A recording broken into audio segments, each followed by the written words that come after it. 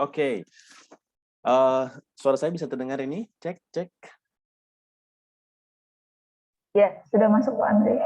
Oke, jadi untuk hari ini, eee, sebelumnya saya ingin present sedikit ya tentang ini, augmented reality. Mungkin, audiensnya dari rekan-rekan mahasiswa ya ini semua, rata-rata? Oke. Oke, mohon izin ya, saya share screen. Oke.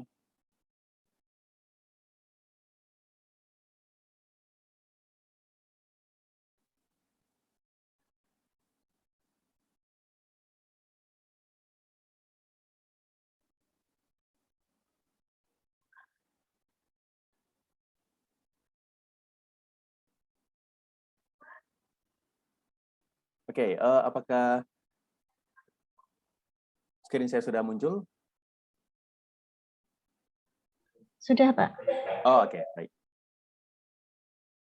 Oke. Oh, sebentar.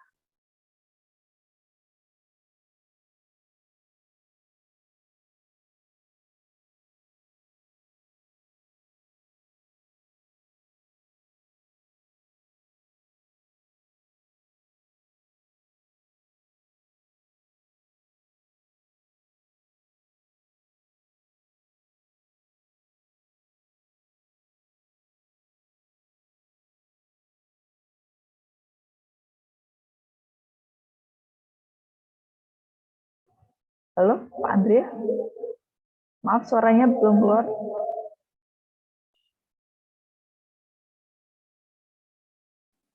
Oh, oke, ya, sorry saya.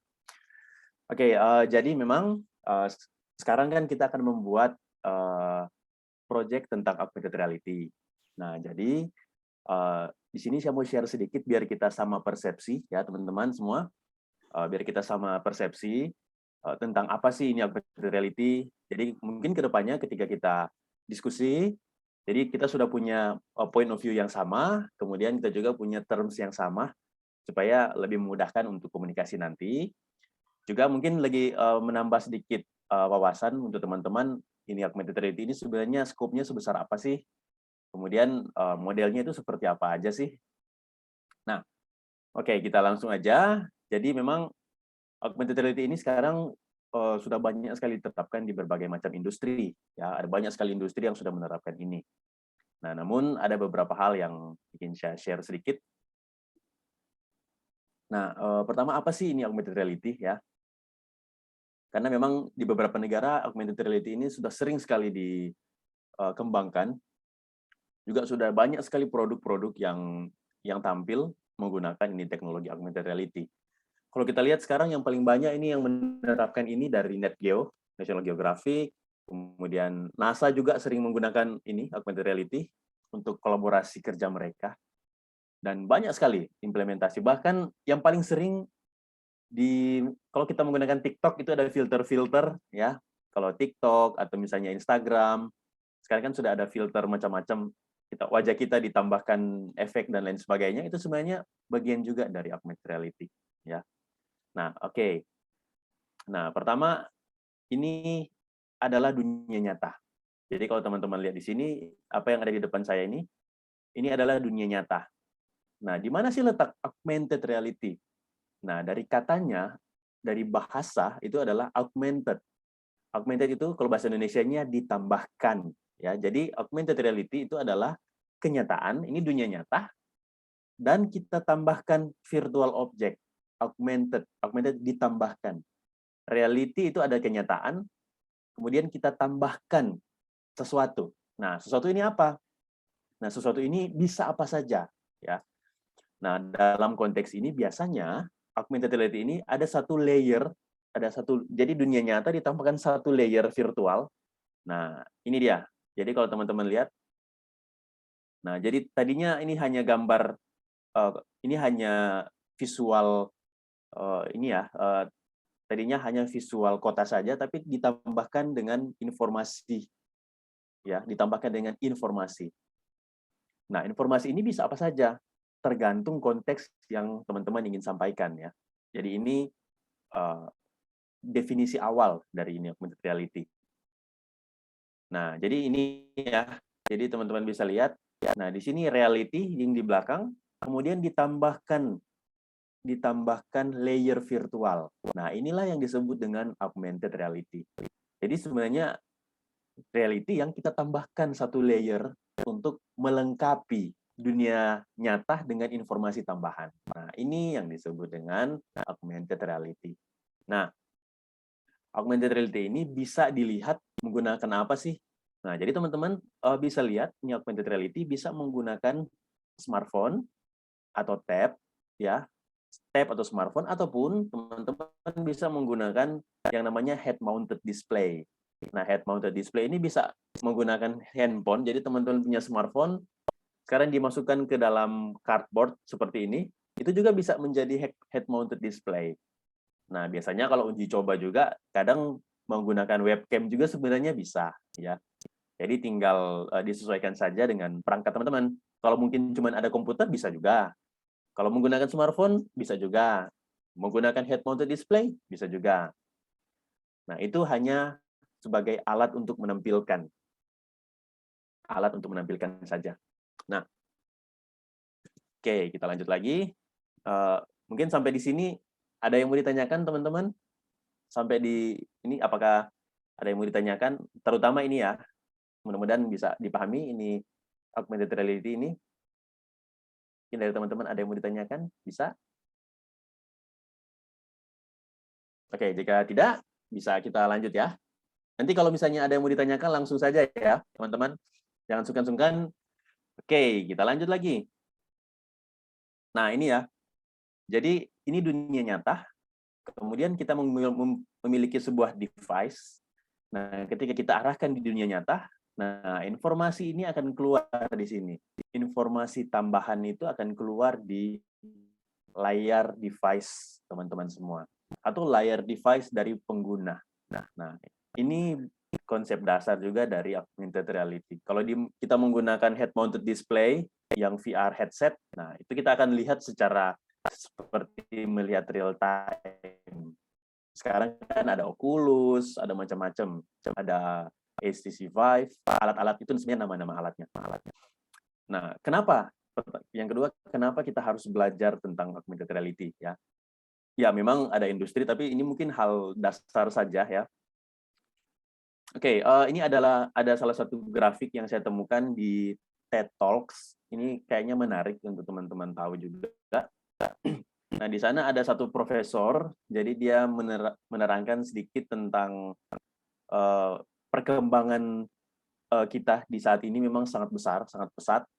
Jadi di sini ada satu lingkaran ini itu sama dengan 1 juta tahun. Satu lingkaran 1 juta tahun.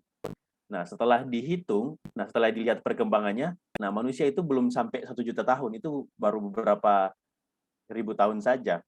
Tapi apa yang sudah di develop ya? Nah, kita baru sekitar 200.000 tahun ya. Tapi yang sudah kita develop, nah teman-teman bisa lihat, nah ini ada top travel speed kemampuan manusia dalam 9 tahun ini ya, dalam 9 tahun saja. Ini kalau teman-teman lihat, nah tadinya kan kita masih menggunakan transportasi menggunakan kuda ya. Kemudian setelah ditemukan mobil, hanya selang berapa waktu pesawat, selang berapa waktu pesawat tempur, jet, dan luar angkasa. Nah, artinya yang mau saya terangkan di sini adalah hanya butuh beberapa tahun saja untuk berevolusi dengan sangat cepat.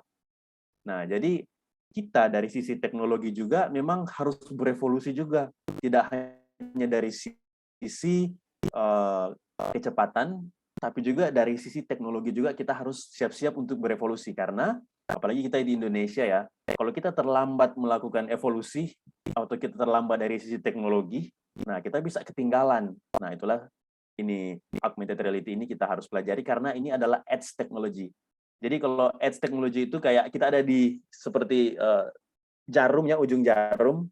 Nah, kalau kita bayangkan ujung jarum, edge technology itu ada di paling depan. Yang ada di paling depan itu sekarang itu adalah AI, kemudian augmented reality, kemudian virtual reality, big data. Nah, itu termasuk di edge. Nah, kita sekarang lagi main di edge sekarang. Jadi kalau teman-teman main di augmented reality, teman-teman itu main di edge of technology. Nah, Nah, ini adalah kemampuan, ini kecepatan perubahan. Ini kalau dianalogikan, ini tadinya kita hanya berjalan sekitar 15 mil per hour, hanya dengan beberapa tahun saja sudah 17.000 mil per hour. Nah, ini kecepatan manusia berevolusi itu sangat sangat tinggi ya dari sisi teknologi. Nah, ini jumlah apa namanya transistor yang dibuat juga itu meningkat drastis ya, karena sekarang memang era ini ya, era teknologi. Oke, kita langsung saja ini kita skip. Nah, kemudian lanjut ke era virtual. Nah, yang warna merah ini AR atau VR. Nah, ini dia punya jumlah pengguna dan jumlah produksinya ini, datanya ini di 2016 itu lebih besar lagi.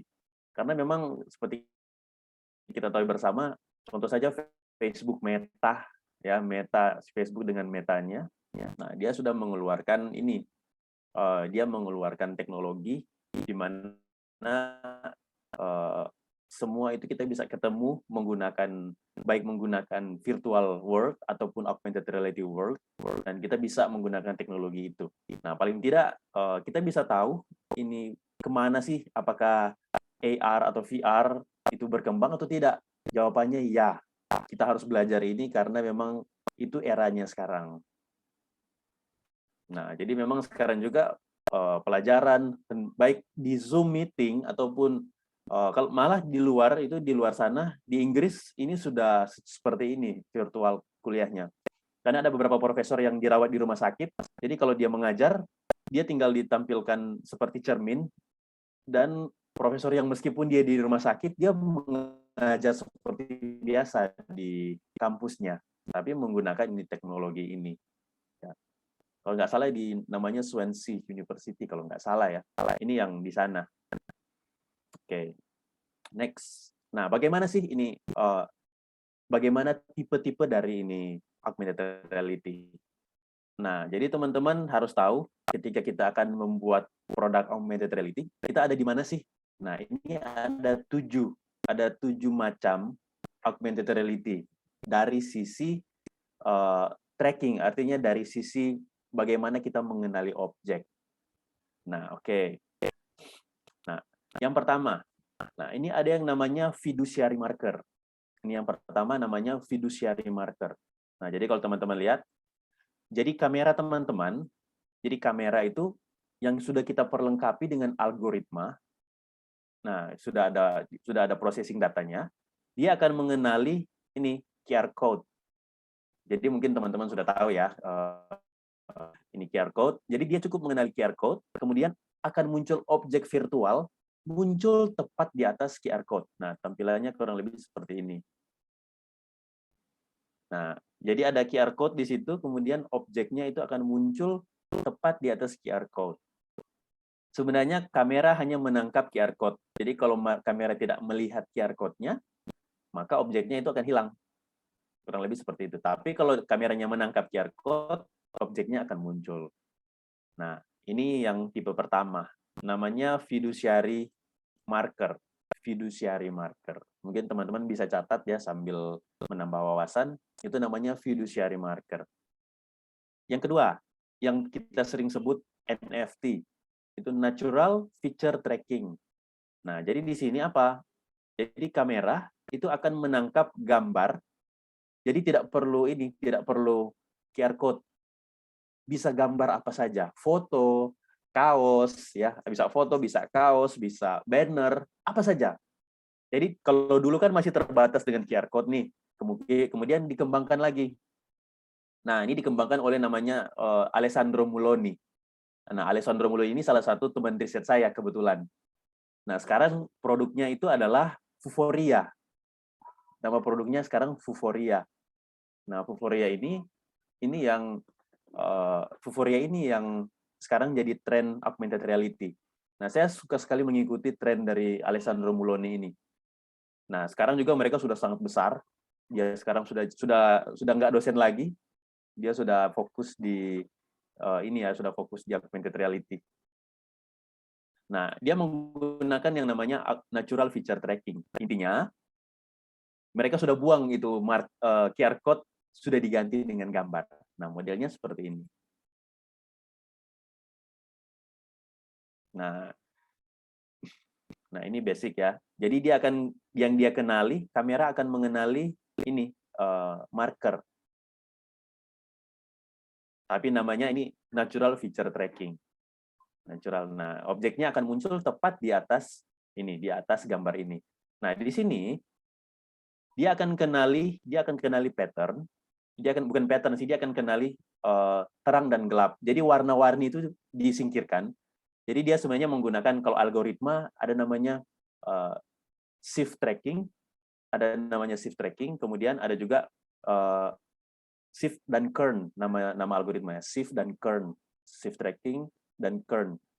Nah, intinya mereka akan menganalisis semua tepi, jadi dia akan melakukan deteksi tepi, kemudian dia akan save ke dalam temporary dataset, kemudian dia akan tampilkan, dia akan tracking dulu, kemudian objeknya itu akan ditampilkan di atas objek yang sudah dia tracking ini. Nah, jadi ketika dia muncul lagi, dia sudah bisa langsung kenali. Nah, kurang lebih seperti itu ini konsep.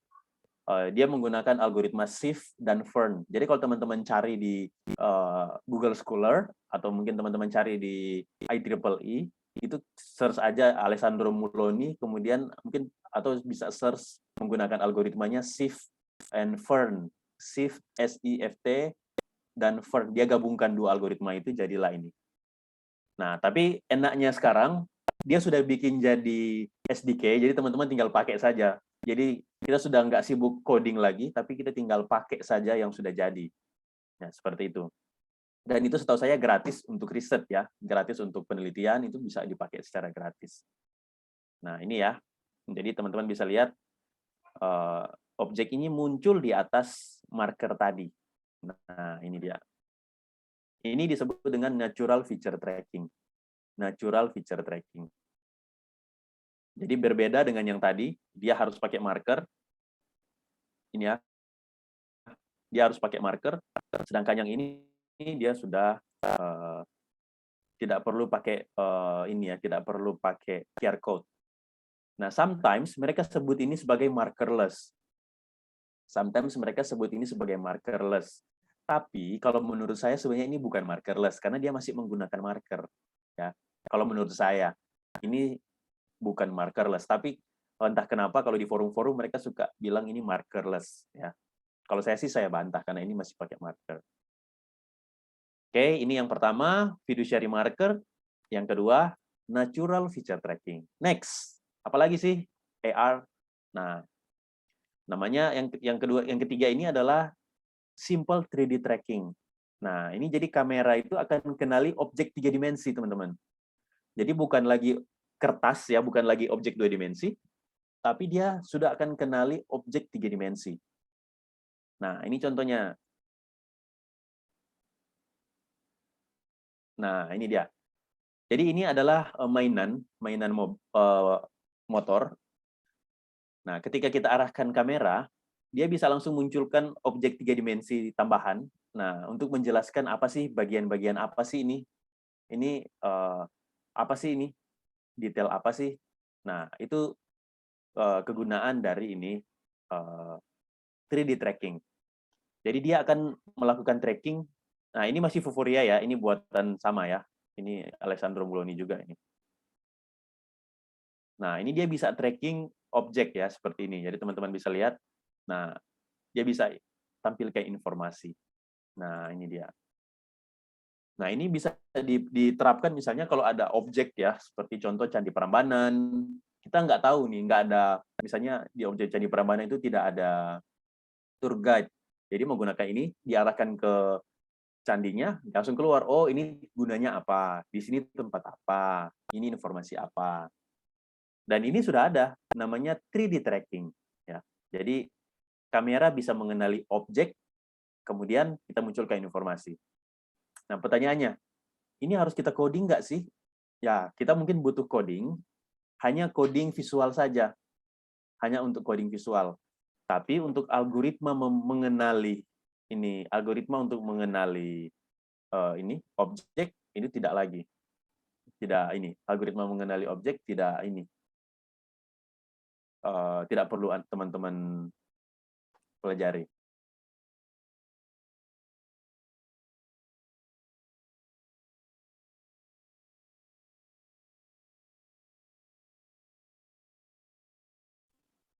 Sorry. Oke. Oke, lanjut.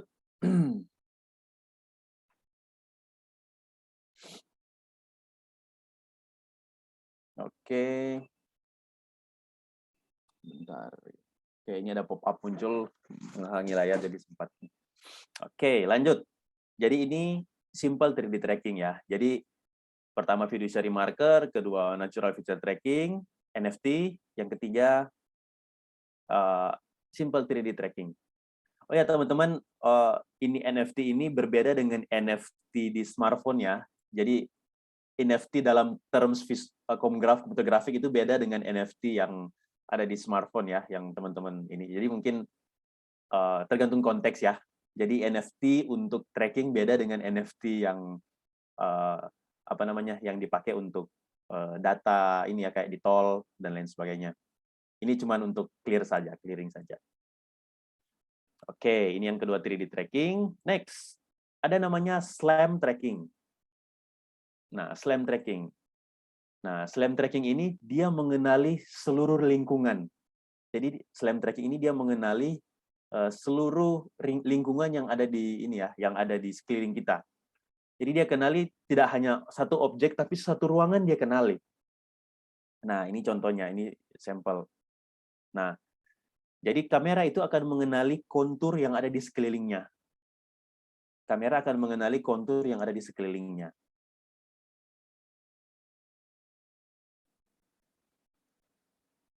Nah, jadi dia bisa melihat ini ya, dia bisa melihat objek augmented reality itu di apa ya, di sekeliling dia. Dia bisa misalnya gambar virtual, contoh ya, gambar virtual jantung ini saya taruh di depan TV atau gambar ini saya taruh di, misalnya saya letakkan di ini ya, atas kulkas misalnya.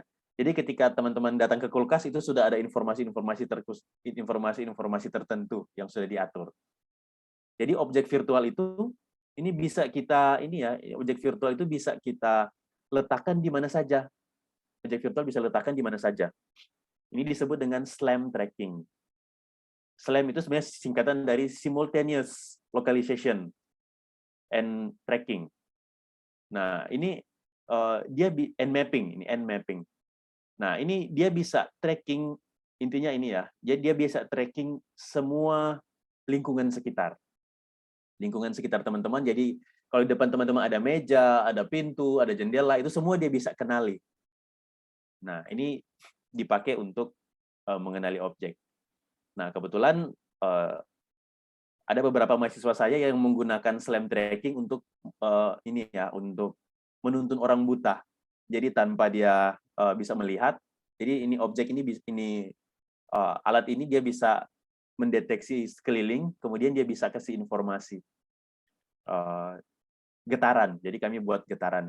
Jadi kalau di badan itu kita pasang 12 vibrator. Jadi kalau misalnya di sebelah kanan ada objek, dia akan bergetar vibrator yang di badan sebelah kanan. Kalau sebelah kiri ada objek, dia akan bergetar. Dan dia akan semakin kuat kalau semakin dekat. Kalau kami dulu bikin seperti itu, mungkin sekitar 2 tahun lalu. Tapi sama ya. Jadi SLAM tracking ini sebenarnya bisa juga dipakai untuk orang yang tidak bisa melihat. Karena kamera yang melihat objek yang ada di luar. Jadi kurang lebih itu untuk SLAM tracking ini bisa diterapkan menggunakan berbagai macam SDK. Kalau di Vuforia juga sudah bisa SLAM tracking, tapi namanya bukan SLAM tracking. Namanya sudah ganti kalau tidak salah ya. Tapi kalau misalnya mau search SLAM tracking itu ada namanya. Oke, next. Ini tipenya geospasial AR. Nah, geospasial AR ini dia akan menampilkan objek 3D objek virtual berdasarkan koordinat GPS. Koordinat GPS. Nah, jadi kurang lebih seperti ini. Nah, ini contoh. Jadi di mana ada lokasi tertentu, kalau kita arahkan kamera kita ke udara, nah, dia akan menggunakan teman-teman punya kompas dan giroskop, kemudian akselerometer. Nah, jadi kalau misalnya mau cari di mana sih pompa bensin, nah tinggal diklik, tinggal kita arahkan. Nah, biasanya ini dipakai kalau objeknya sudah dekat. Atau ini misalnya, contoh, kita mau menuju ke area tertentu. Nah, nanti akan muncul panduan juga seperti ini. Ya, teman-teman bisa lihat. Dia akan muncul panduan kalau mau menuju ke lokasi yang ingin dia tuju. Nah, bagaimana cara trackingnya? Nah, cara trackingnya via GPS. Jadi, ini membutuhkan koneksi internet yang cukup kencang, dan akurasinya kurang lebih 8 meter. Jadi bisa juga tidak akurat, bisa jadi kurang akurat, karena akurasinya 8 meter.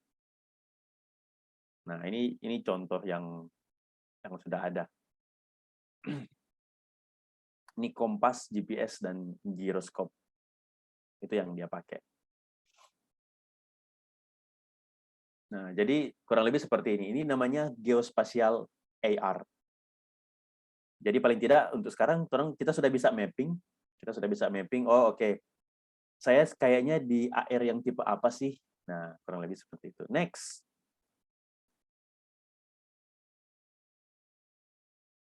Nah, ini yang paling menarik, salah satu yang paling menarik. Ini namanya text tracking.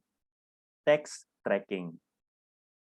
Jadi di sini, kamera akan mengenali huruf. Kamera akan mengenali huruf. Nah,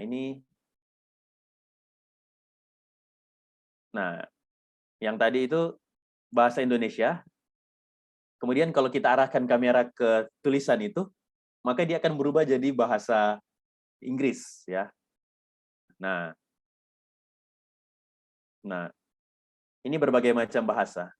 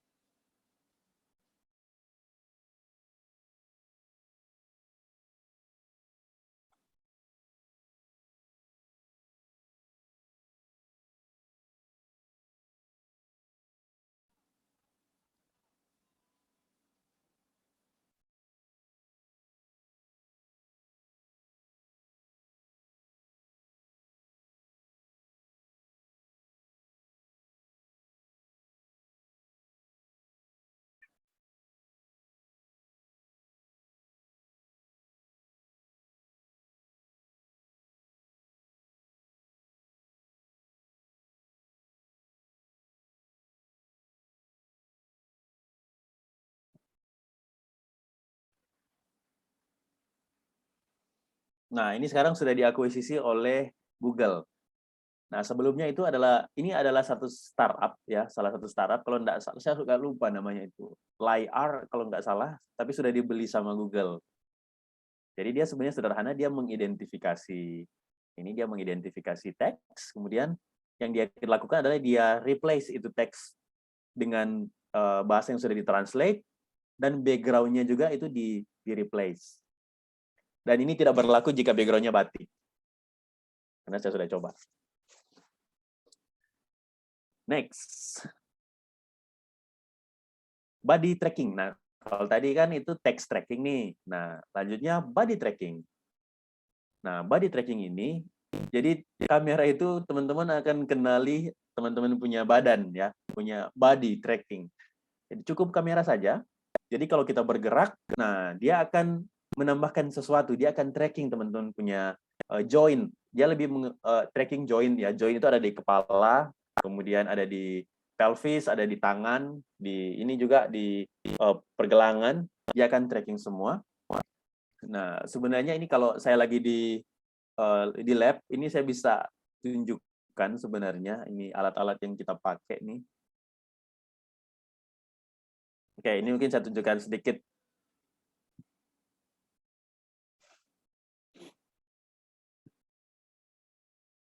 Nah, kalau sekarang sebenarnya kamera biasa pun sudah bisa ya. Apalagi yang apa namanya? Kalau teman-teman menggunakan iPhone, nah itu sudah ada built-in Kinect kecil di belakang kamera. Jadi di samping kamera sudah ada Kinect kecil, dia bisa ada proximity sensor. Nah, ini sering dipakai untuk pameran-pameran.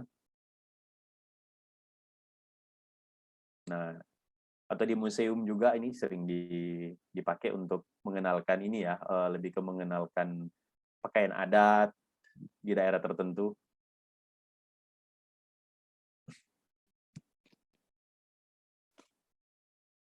Nah, kurang lebih seperti itu.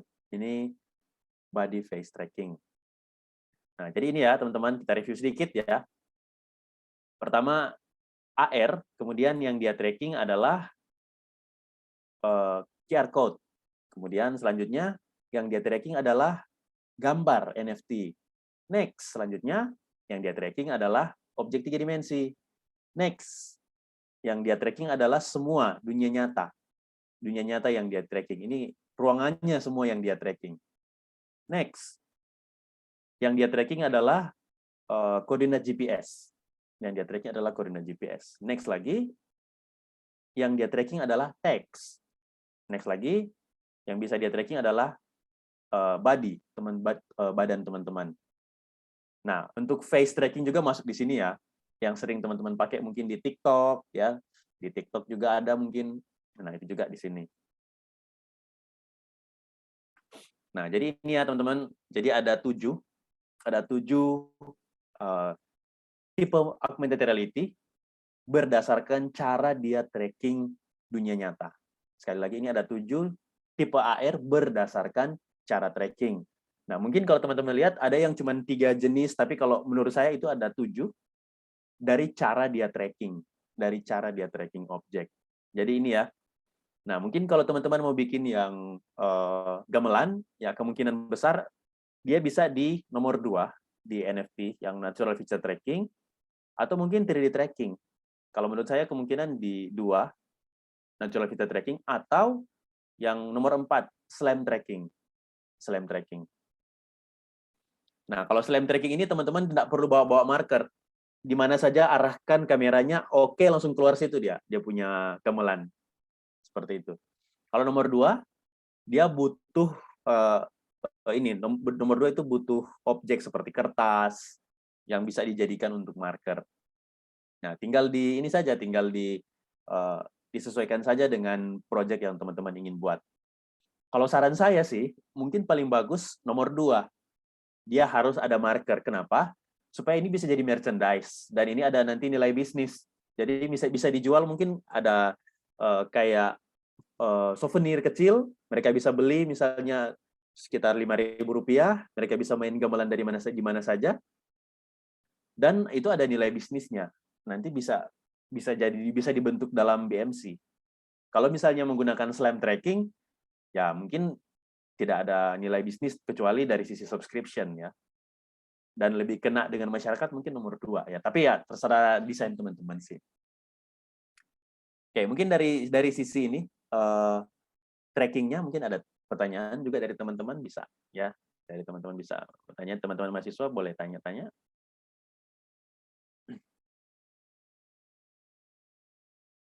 Kalau ada pertanyaan bisa langsung saja ya. Oke, nanti saya lanjut lagi. Oke, next. Nah, di mana sih diterapkan ini augmented reality? Nah, ini hanya sebagian saja, sebenarnya banyak sekali yang bisa diterapkan. Tapi paling tidak ini berbagai macam field yang bisa diterapkan. Nah, ini pertama bisa dipakai untuk tourism, pendidikan, learning, industri, bisnis, militer. Ini juga semua bisa diterapkan. Nah, ini juga personal tour guide. Ini untuk tourism. Nah, ini diterapkan untuk tourism nih.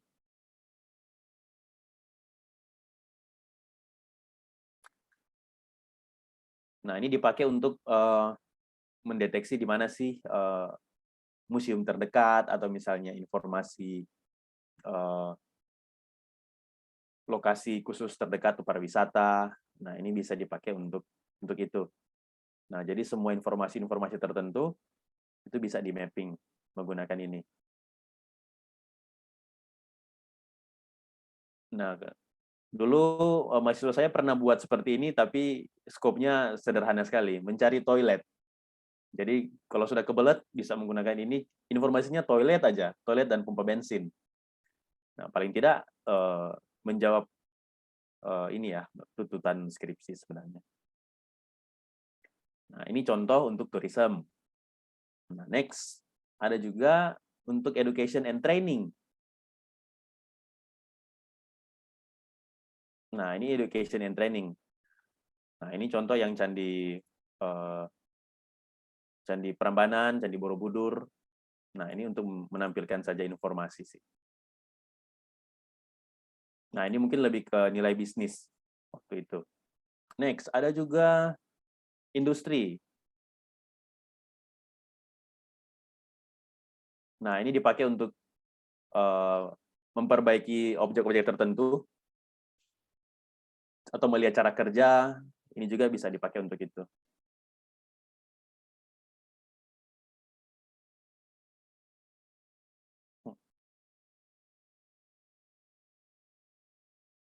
Nah, kurang lebih dia menampilkan informasi, dia bisa melihat transparan apa yang ada di dalam objek itu juga bisa dilakukan di sini. Ini biasa dipakai di Pertamina atau di pengeboran minyak.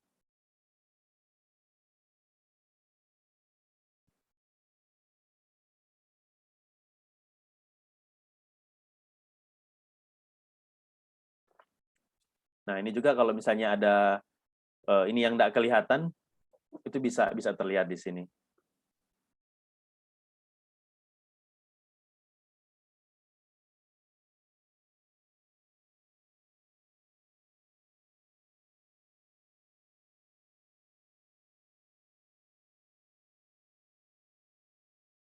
Oke, jadi kurang lebih seperti itu. Ini untuk industri.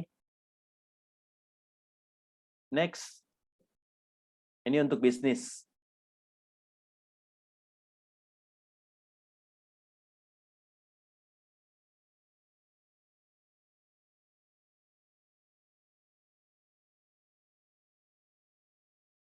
Nah, ini sering sekali diterapkan di Korea.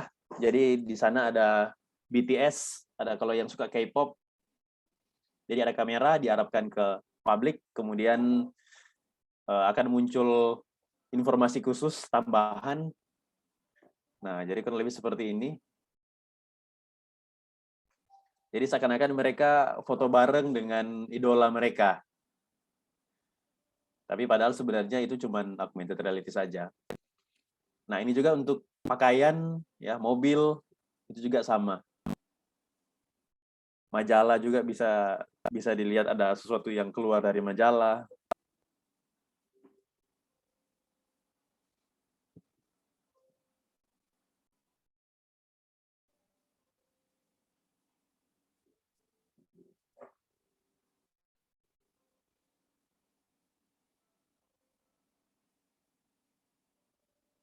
Nah, ini untuk campaign.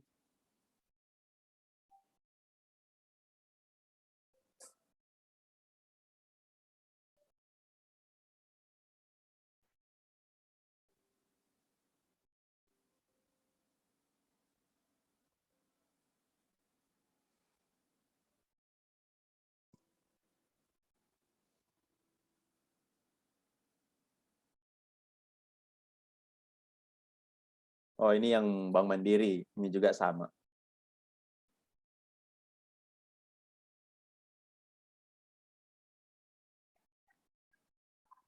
Ini juga sama.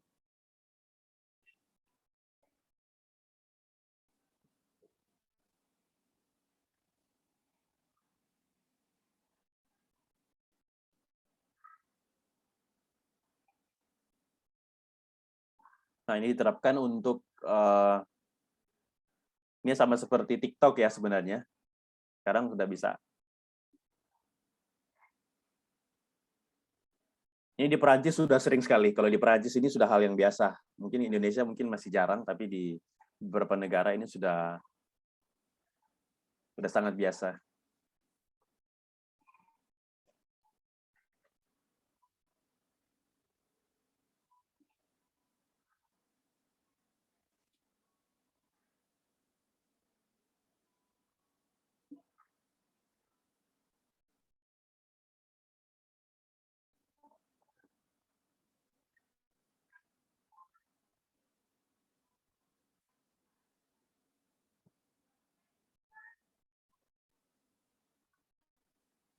Oke, kurang lebih seperti itu. Nah, ini untuk industri. Nah, kemudian ada juga untuk military. Ini untuk militer.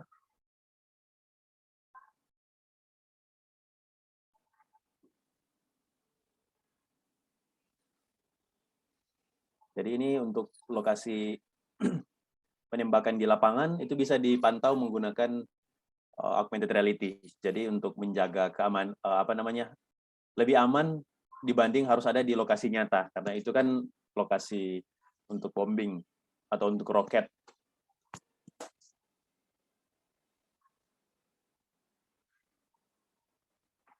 Nah, karena memang biasanya ada banyak korban, kalau cuma latihan saja kadang ada sering insiden. Jadi itulah sebabnya dibuat sistem ini. Jadi di lapangan hanya ada kamera yang memantau lokasi resmi, lokasi latihan.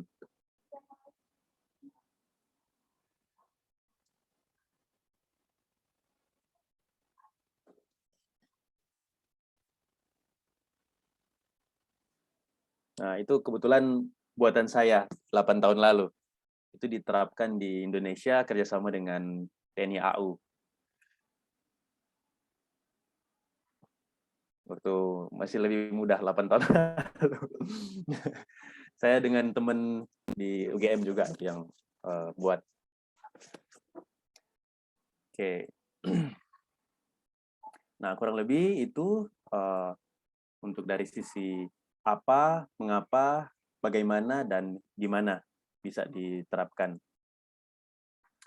Oke, kalau untuk membuat ini, kalau dari sisi penelitian, seperti biasa kita temukan ide dulu, kemudian cari paper yang terkait dengan itu. Jadi biasanya supaya memang bisa sangat ini ya, bisa teman-teman bisa lebih dalam, minimal kalau saya sih untuk mahasiswa itu minimal 50 paper, minimal 50. Dari 50 paper itu direview semua, kemudian sisakan 20. Dari 20 direview mendalam, sisakan 10. Dari 10 ini yang kemudian bisa digunakan untuk sitasi. Jika iterasi 1 kurang bagus, lakukan iterasi 2 sebanyak 100 paper untuk iterasi 2. Setelah iterasi 2 sudah fix, kita temukan kurang lebih 20, tinggal disisakan 20 paper, dan 20 paper ini yang jadi kita punya ini ya, jadi apa ya istilah acuan penelitian. Dan kalau bisa kurang dari paling tidak di atas 4 tahun terakhir lah, 4 tahun terakhir. Nah, ini gratis ya. Kalau ingin yang berbayar tapi gratis ya mungkin saya tidak bisa taruh dipasang di slide, tapi teman-teman bisa cari di Skyhub, SCI Hub. Nah, di sana yang berbayar di tempat lain bisa didapatkan di situ secara gratis. Itu bagus sekali. Biasanya kalau sudah jelas dari sisi paper, itu sudah clear sih sebenarnya, udah clear. Teman-teman mau bikin apa itu biasanya sudah clear.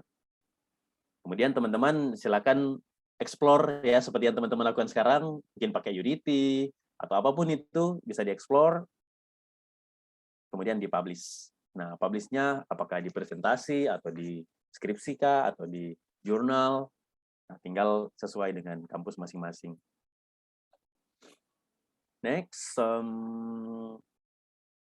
Oke, nah mungkin sekedar informasi untuk penelitian seperti ini sebenarnya pemerintah itu sangat support ya teman-teman. Jadi kalau misalnya untuk pendanaan itu pemerintah sangat-sangat support. Oke, ini saya skip saja. Oke, mungkin sedikit aja ya share. Ini proyek-proyek AR, ini proyek dari Kemenristek Dikti. Saya pernah buat dulu pemerintah comment center, kemudian tapi di Sulut sih, di Sulawesi Utara.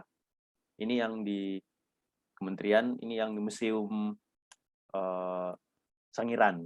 Ini Museum Sangiran, kemudian TNI AU. Nah, ini sistem-sistemnya.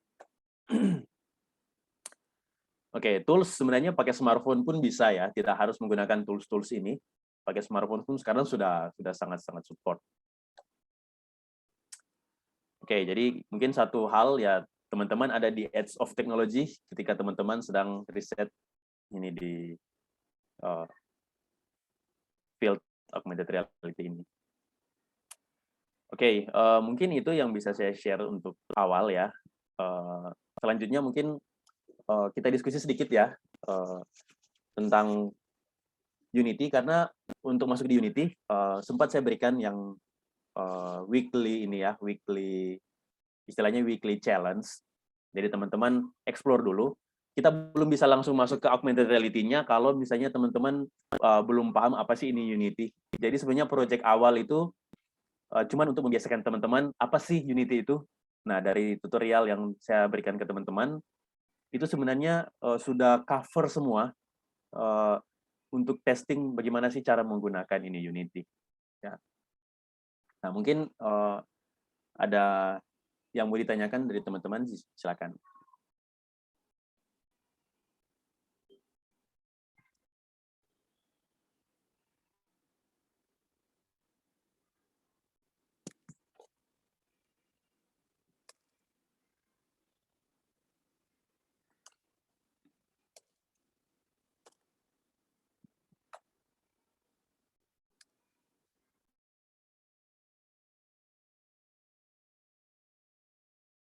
Oke, mungkin dari teman-teman ada pertanyaan atau ada yang mau didiskusikan, silakan. Mungkin boleh saya tahu mungkin bagaimana sekarang progresnya untuk Unity-nya, mungkin atau baru uji coba, mungkin dari teman-teman mahasiswa.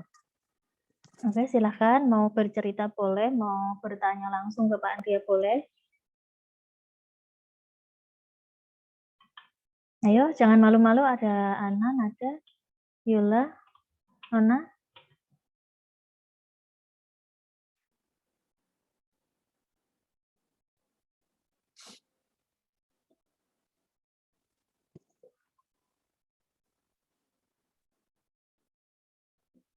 Mungkin untuk awal, kalau dari sisi Unity-nya, kira-kira ada dari tutorial yang diberikan, apakah ada hal yang susah untuk diikuti misalnya?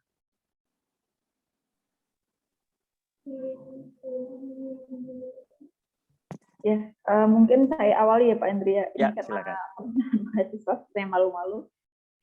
Kemarin jadi karena kami juga baru sekali dengan Unity, maka kemarin sebenarnya di beberapa komputer sudah saya install Unity, ternyata masih harus menginstal Unity installer ya, installernya. Nah, itu karena kemarin sempat ada gangguan koneksi internet di kampus kami, jadi lama sekali sehingga mahasiswa ini belum sempat untuk trial and error untuk proyek yang kemarin Pak Andrea berikan seperti itu. Tapi saya pribadi kemarin coba untuk install di laptop, memang cukup ringan sebenarnya kalau dari Unity-nya, nggak tahu nanti kalau ditambah dengan Blender atau Korea mungkin laptopnya belum support sepenuhnya. Kemarin saya sempat membuat satu proyek tapi belum sempat selesai dengan tutorial yang Pak Andrea berikan, walaupun kami juga sudah menyimaknya. Baru ya karena butuh waktu kemarin misalnya juga, jadi baru membuat proyeknya, belum sampai tahap akhir ini. Nah, ada satu pertanyaan juga dari saya Pak Andrea. Jadi menarik apa yang disampaikan oleh Pak Andrea tadi, bahwa mungkin penelitian ini karena ini juga difunding oleh pemerintah seperti itu ya, harapannya anak-anak atau teman-teman mahasiswa ini kan bisa memberikan satu produk yang mungkin nanti bisa memiliki nilai ekonomis seperti yang tadi Pak Andrea sampaikan, yang basisnya tadi NFT seperti itu ya Pak, bukan yang slam. Nah, Kalau untuk NFT itu nanti berarti kan gambarnya itu kan 2 dimensi, kemudian bisa Betul. tracking dengan kamera gitu ya, Pak? Betul, betul. Nah, kalau misalkan nanti kita tracking dengan kamera, berarti butuh software yang terinstall di handphone seperti itu? Ya, ya, itu nanti aplikasi yang nanti teman-teman mahasiswa buat. Kemudian kalau sudah selesai itu yang diinstal di smartphone. Oke, berarti nanti kalau misalkan ada gambar gamelannya, kemudian muncul gambar gamelan misalkan kendang, muncul kendangnya, kemudian apa namanya, build aplikasi itu kira-kira nanti butuh aplikasi apa saja, Pak, selain dari Unity ini? Mungkin teman-teman bisa apa namanya, ada gambaran sedikit seperti itu. Oke. Ya, itu saja Pak Andre dari saya. Oh ya, oke. Memang untuk Unity ini sebenarnya sulitnya adalah menginstalnya, betul Bu tadi. Iya. Lebih sulit install daripada belajar sebenarnya. Iya, Karena memang ukurannya cukup besar, bisa dibilang cukup besar. Tapi kalau memang sudah diinstal, itu sudah aman sih. Mungkin kalau dari schedule yang kemarin kita majukan aja 1 minggu, jadi kita lewati aja 1 minggu, biar dimajukin aja. Itu sih sebenarnya apa aja sih itu estimasi saja. Nanti mungkin untuk schedule-nya mungkin bisa disesuaikan saja.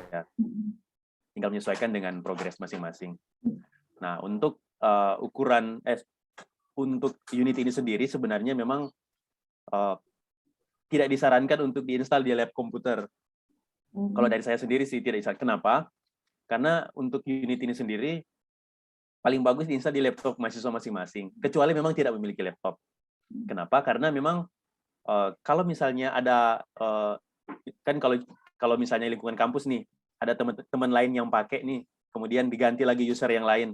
Nah, itu akan apa ya, istilahnya file instalasinya sebenarnya setiap orang itu berbeda-beda.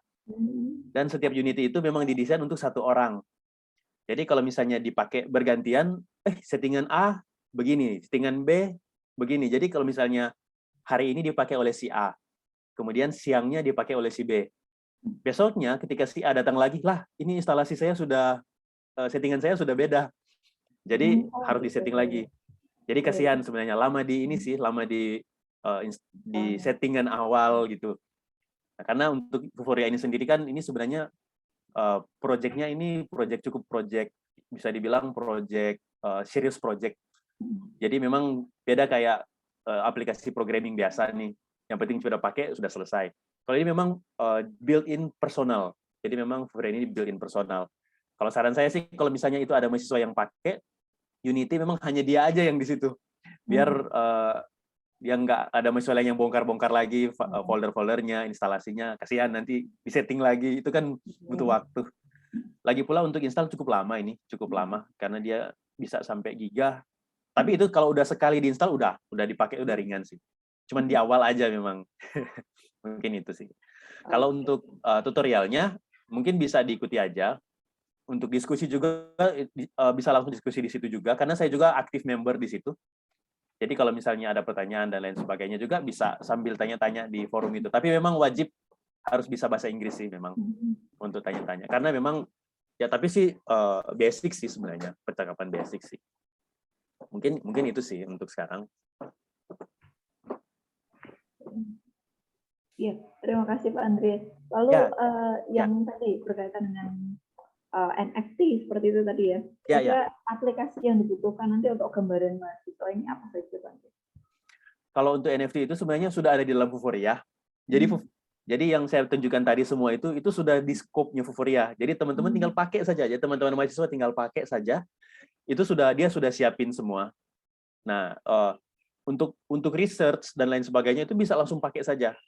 Kalau misalnya sudah jadi produk, dan produk ini menghasilkan kalau nggak salah pendapatannya 1,5 M itu baru bayar. Kalau pendapatannya kurang dari 1,5 M gratis. Tahu saya sih begitu sih. Ini yang Unity ini sendiri.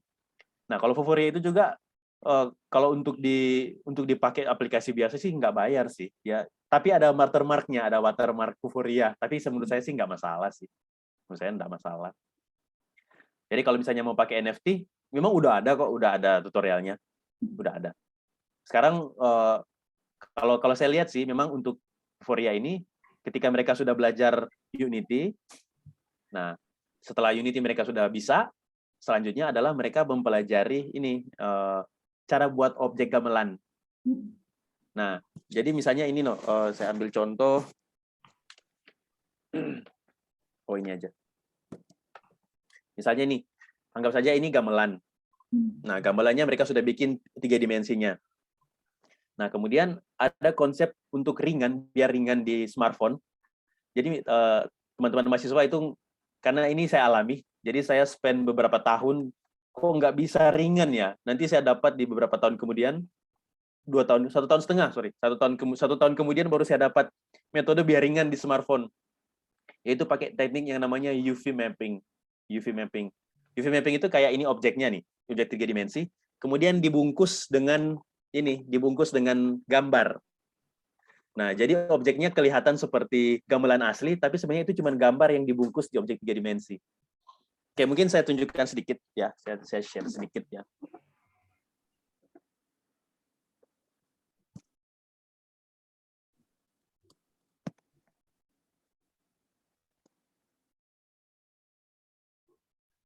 Saya share sedikit screen.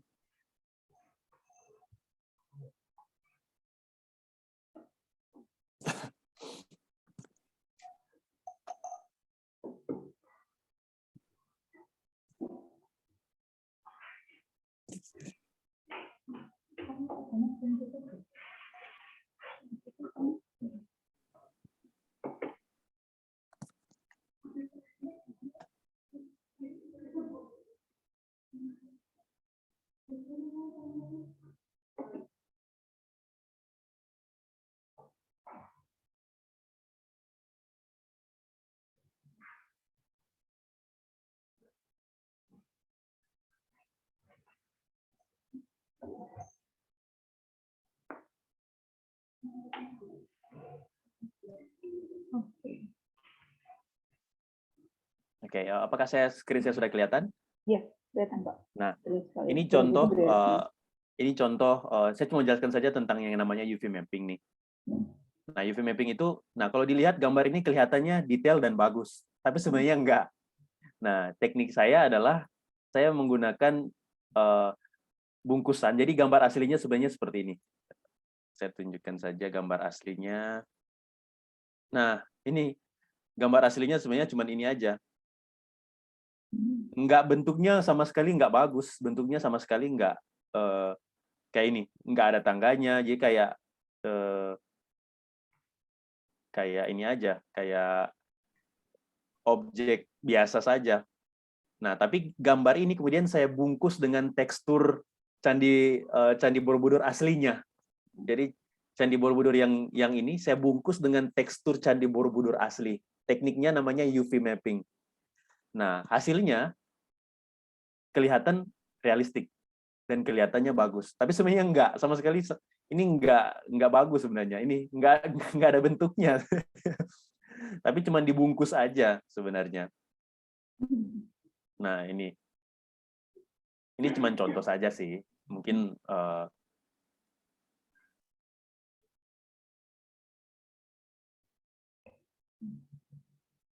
nah, kurang lebih seperti itu UV mapping. Mungkin ada saya tunjukkan aja yang lain ya. Ini yang buatan saya. Kalau ada juga yang buatan yang lain.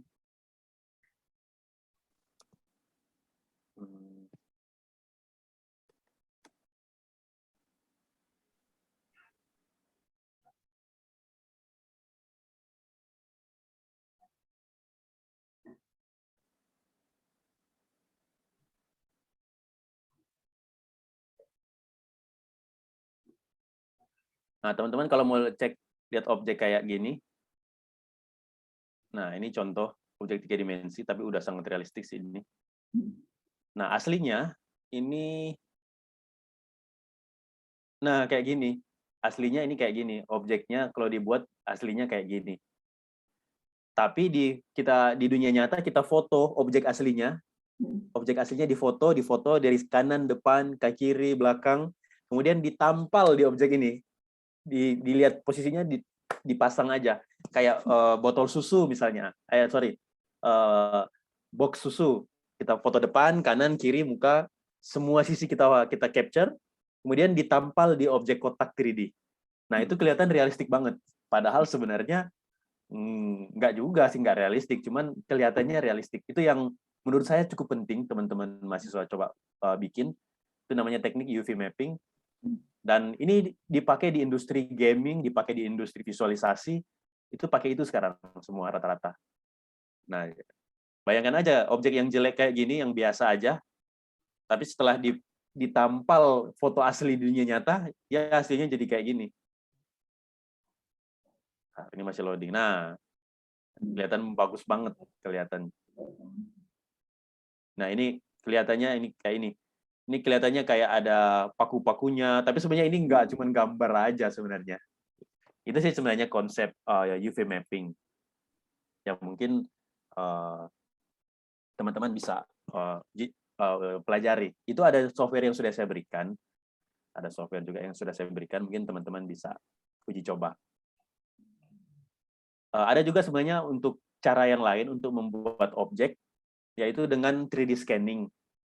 Nah, sekarang 3D scanning cukup pakai kamera saja sudah bisa. Tidak perlu pakai alat 3D scanning yang mahal itu yang jutaan atau puluhan juta. Pakai kamera pun sudah bisa sebenarnya sekarang. Ada softwarenya. Tapi mungkin itu nanti kita bahas mungkin beberapa pertemuan ke depan kayaknya. Biar nggak banyak yang dipikirin gitu loh. Mungkin lebih fokus aja ke ini, pelajari basic Unity. Sebenarnya bukan ini bukan hasil akhirnya yang ingin dilihat, tapi bagaimana kita cara menggunakan Unity ini. Itu mungkin teman-teman mahasiswa bisa pelajari. Sekali lagi, saya bukan lihat hasilnya, tapi teman-teman mahasiswa bisa pelajari. Oh, ternyata begini loh cara pakainya. Jadi itu mungkin yang tutorial Unity untuk teman-teman mahasiswa bisa uji coba. Ya, terima kasih Pak Andre. Mungkin dari yang lain ada yang mau ditanyakan? Tadi sempat ada yang mau tanya tentang SLAM dari Pak Andre. Silakan ada. Ini kebetulan kita ada di satu ruangan, Pak Andre, biar ya. Silakan, ada.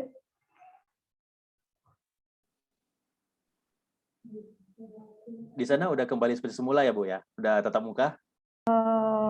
Masih belum, Pak. Belum sepenuhnya. Khusus-khusus aja ya? Ya, karakteristik lah. Di sini juga kayak gitu. Udah sempat ketatap muka, cuma selang 2 hari, online lagi. Tiba-tiba, oke, tatap muka. Ya, 2 hari lagi, online lagi. Ya, Nade, connect itu ya? Apa namanya? Silakan kalau ada yang mau tanya-tanya. Ini sih kita santai aja ya teman-teman mahasiswa, kayak diskusi biasa aja sih. Oh, ini Mbak Novita mau tanyain ya? Ya, silakan. Silakan Mbak Novita. Sebelumnya perkenalkan Pak, saya Novita Rahma. Halo Mbak Novita. Ya, maaf ya Pak, soalnya lagi sakit ini, jadi belum bisa ikut ke kampus. Oh ya, tidak masalah. Ya. Saya kan pengembangannya itu e-modul ya Pak. Ya. Nah, saya itu mau bertanya, penyisipan augmented reality-nya itu ketika sudah jadi e-modul apa pada saat pentahan itu loh Pak? Ada modul yang mentahan, belum dibuat jadi e-modul. Kan nanti rencananya itu gamelannya dalam bentuk 3D, bisa diputar gitu loh Pak. Dan saya minta saran, itu dibuat kayak yang candi tadi, apa gimana ya Pak untuk e-modulnya? Kan candi tadi itu buku yang apa sih, tidur gitu loh Pak, yang candinya berdiri. Nanti gamelannya kayak seperti itu apa gimana Pak? Terima kasih. Kalau untuk konsep sendiri kan sebenarnya dari teman-teman mahasiswa sih yang tentukan konsepnya. Mungkin saya lebih ke membimbing. Kalau mau bikin kayak gini, gini loh caranya. Gitu. Tapi kalau untuk menentukan konsep mungkin dari teman-teman mahasiswa yang menentukan misalnya saya mau bikin ini loh, begini caranya kira-kira gimana sih? Oke, saya tunjukkan caranya. Oh, kalau bikin itu gini gini gini. Tapi kalau untuk konsepnya teman-teman aja tentukan. Tadi kan sudah sempat saya ini tampilkan. Mungkin kalau misalnya teman-teman ingin bikin seperti ini ya, teman-teman ingin bikin seperti yang buku tadi, Candi Prambanan. Nah, itu namanya gitu pakai, kalau yang itu dia pakai yang tadi yang natural feature tracking yang NFT. Jadi ada markernya, diarahkan objeknya, diarahkan kameranya, nanti keluar objek candi tadi.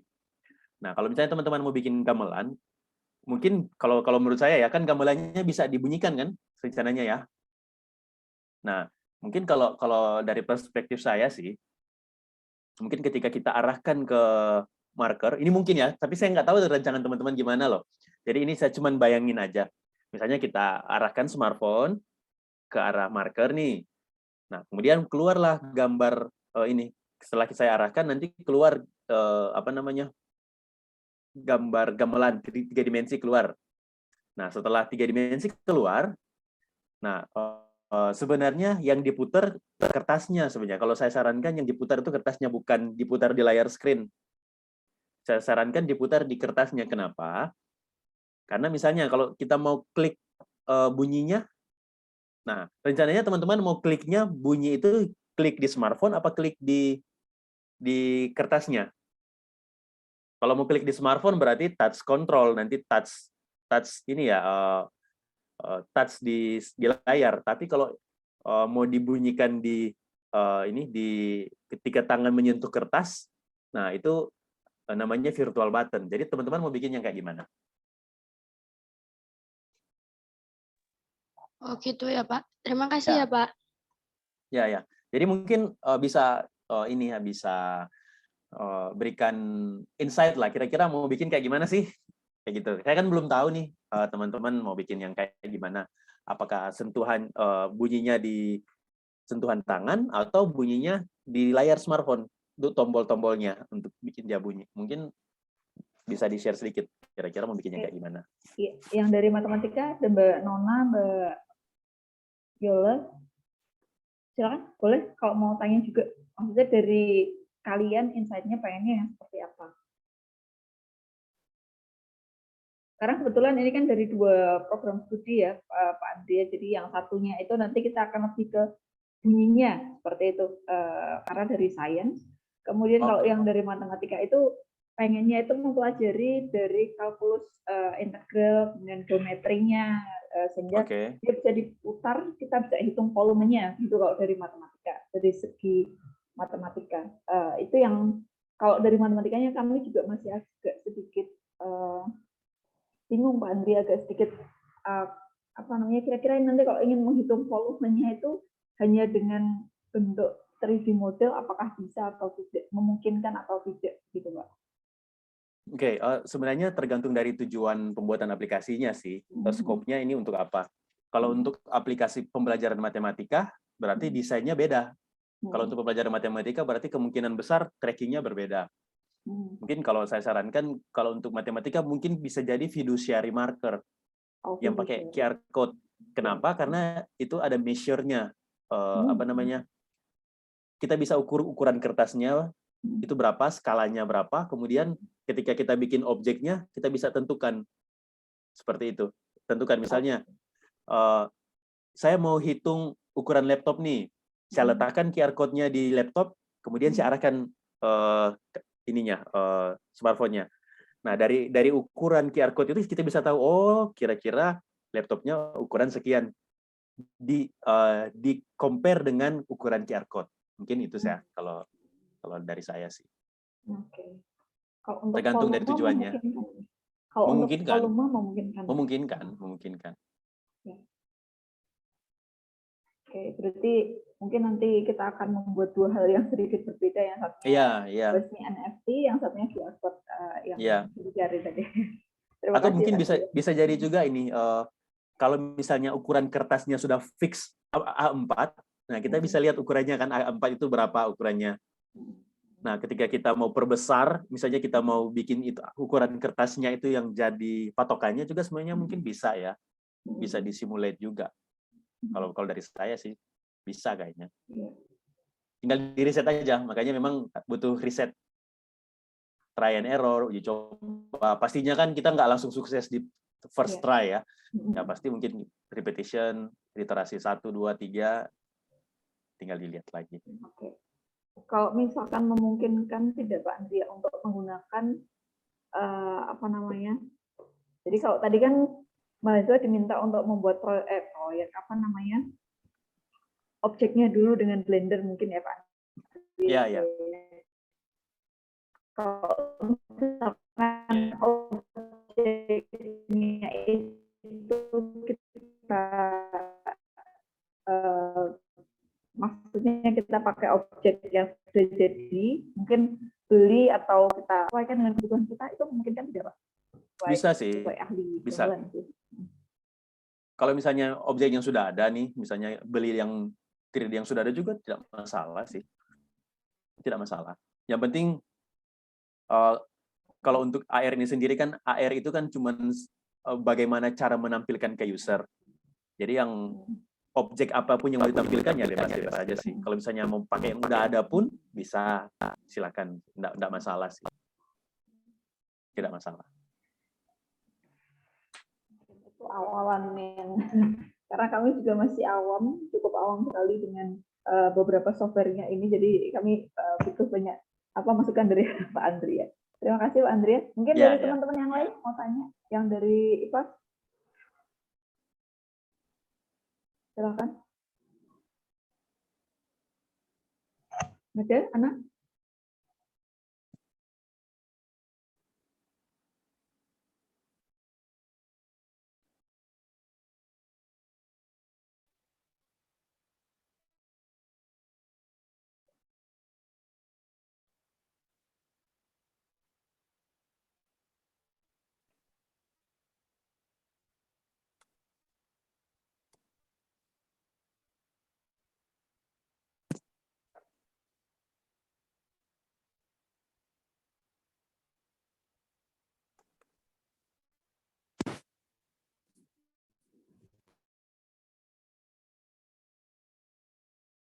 Baik, mohon izin, apakah suara saya sudah terdengar, Pak Andrea?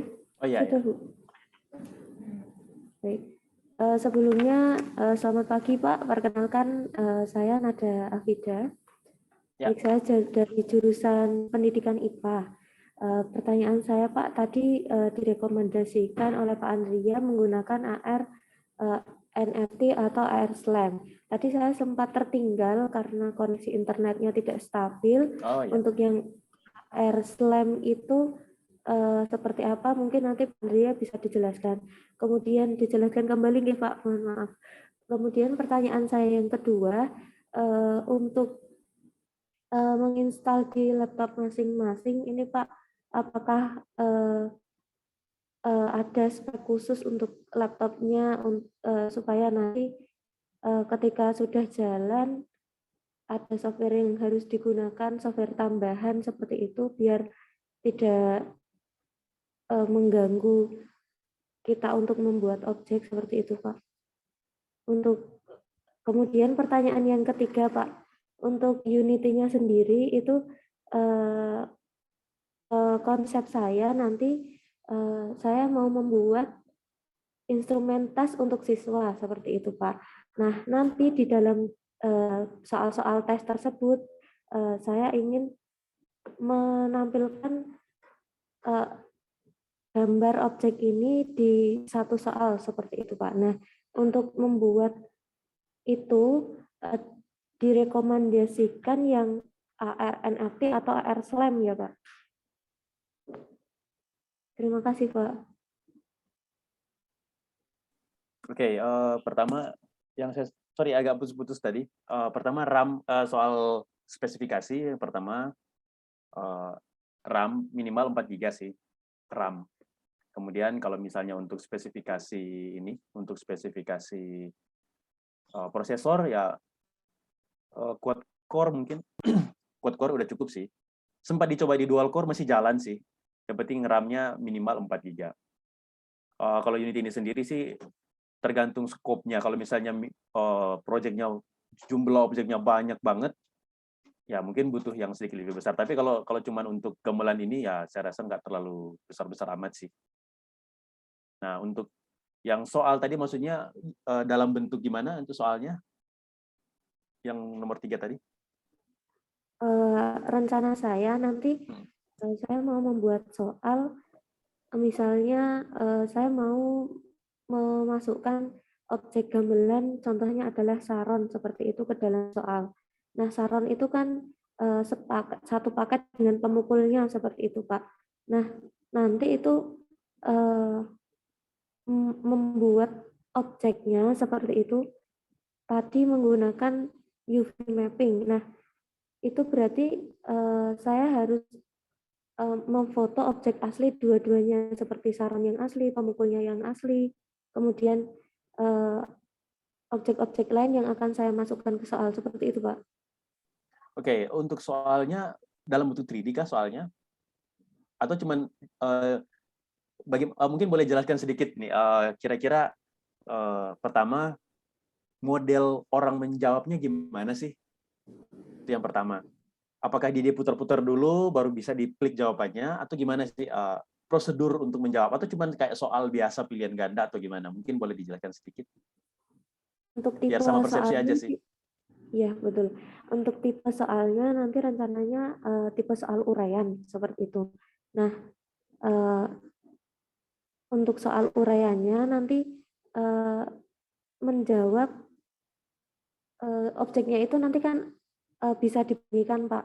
Rencananya bisa dibunyikan. Nah, nanti dari bunyi tersebut keluar seperti angka frekuensinya seperti itu, Pak. Nah, nanti mereka siswa ini diminta untuk menjawab frekuensi atau amplitudo getaran dari saron yang ada di AR tersebut, soal tersebut gitu, Pak.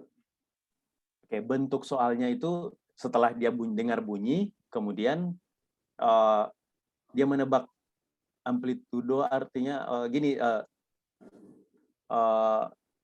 gimana ya?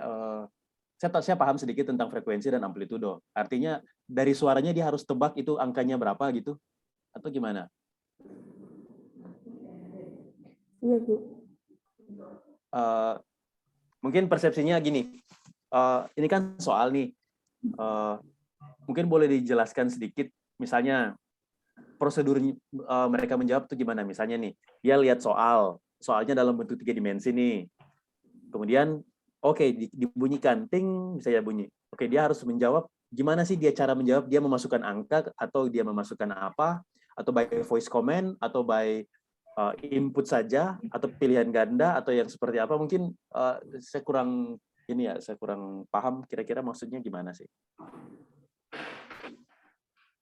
Oke, jadi di soal yang nanti ditampilkan begitu, Pak.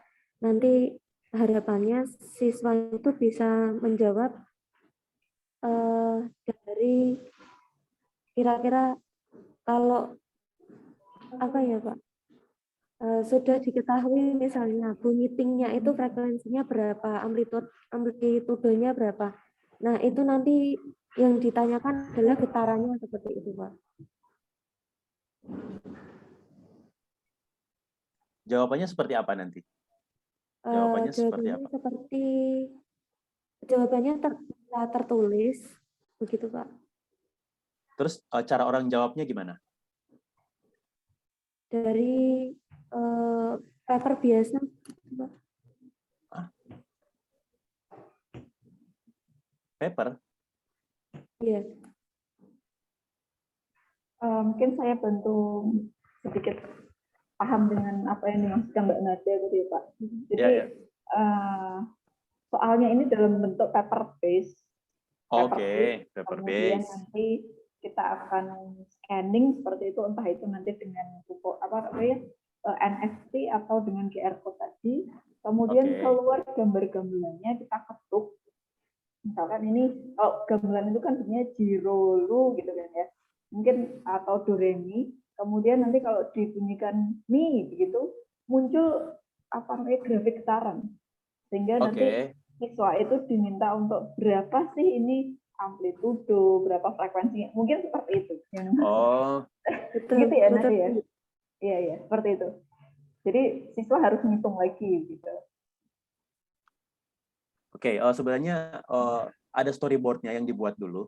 Storyboard-nya, misalnya step 1, apa yang muncul? Step 2, ini storyboard untuk tampilan aplikasinya ya.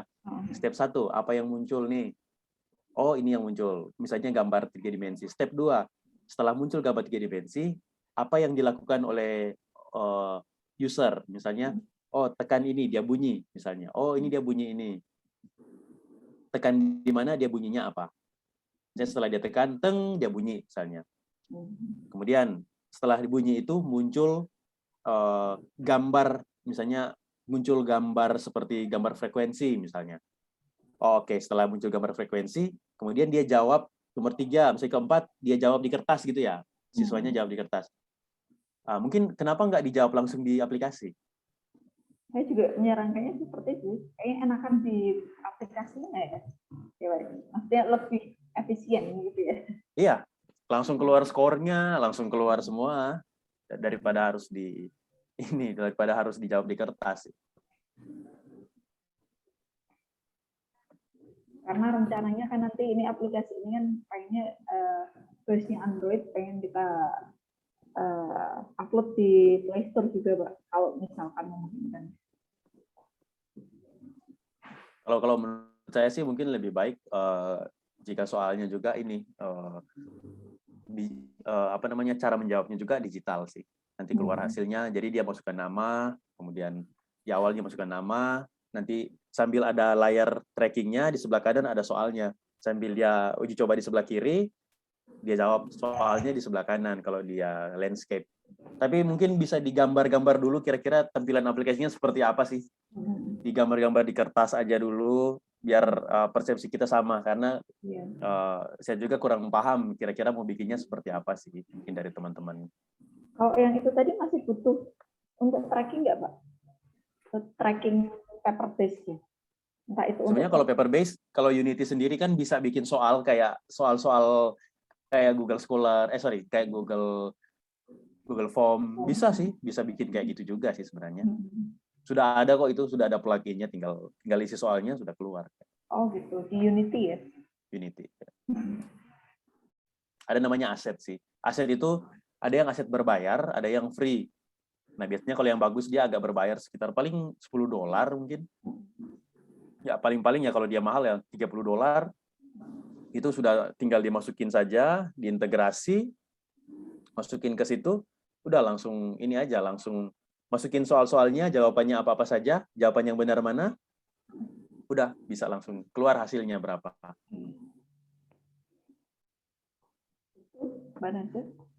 Baik, terima kasih Pak Andrea. Ya, mungkin nanti kalau untuk ini mungkin kalau udah sampai di tahap itu mungkin bisa lebih detail sih. Kalau untuk sekarang sih mungkin saran saya lebih fokus aja dulu di basic Unity-nya sih sebenarnya. Baik, terima kasih Pak Andrea. Ya, sama-sama.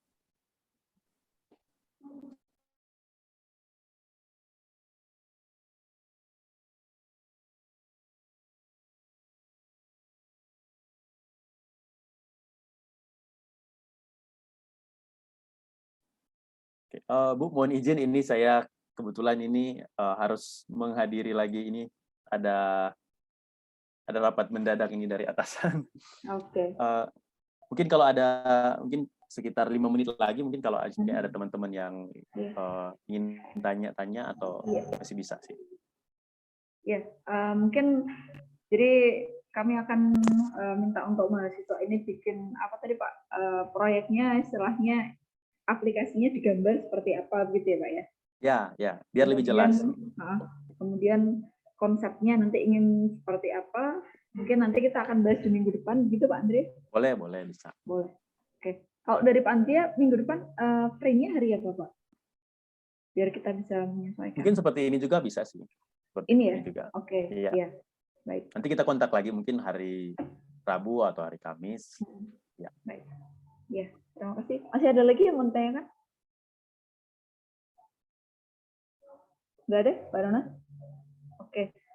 Sepertinya sudah, Pak. Jadi nanti kami akan minta mahasiswa untuk bikin apa tadi?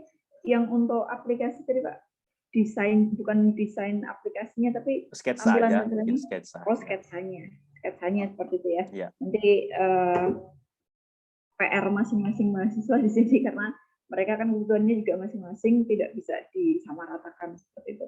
Terima kasih Pak Andrea atas waktunya hari ini.